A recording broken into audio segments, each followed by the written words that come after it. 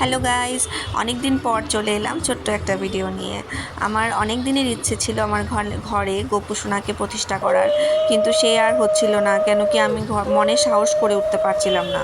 অনেকের মুখে শুনেছি গোপাল সোনা ঘরে থাকলে অনেক নিয়ম মেনে চলতে হয়, তো সেই নিয়ম আমি পারবো কি না করতে সেটা একটা মনে সংকোচ ছিল।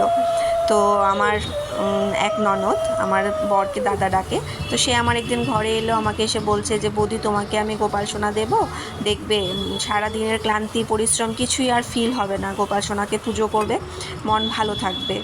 তো সে আমাকে গোপাল সোনা দিল এবং বলল যে রথযাত্রার দিন ভালো দিন, সেদিন তুমি গোপাল সোনাকে অভিষেক করিয়ে প্রতিষ্ঠা করবে। তো সে দিন আর চলে এলো, আমার মনের ইচ্ছে পূরণ করার দিন। তো অনেক দিনের ইচ্ছে ছিল, সেটা আমার অনেক দিনের পুরনো বাসনা ছিল।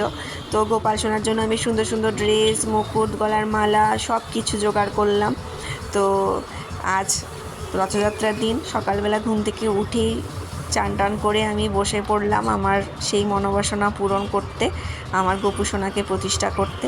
দুধ, ঘি, মধু, অগুর, গোলাপ জল সব কিছু দিয়ে গোপু সোনাকে চান করিয়ে সুন্দর করে জামা পরিয়ে মুকুট পরিয়ে মালা দিয়ে সাজিয়ে আমার গোপু সোনাকে আমার ঘরে আজ বসালাম, এবং আমার সেই আনন্দের দিনটা তোমাদের সবার সঙ্গে আজ শেয়ার করলাম। গোপু সোনা যাতে এইভাবে আমাদের সঙ্গে সবসময় থাকে, আমাদের ঘরে শান্তি রাখে, সেই কামনা নিয়ে আমার ঘরে আজ গোপু সোনাকে প্রতিষ্ঠা করলাম। তো সবাই সঙ্গে থাকবে। এই হচ্ছে আমার আরেকটা গোপু সোনা।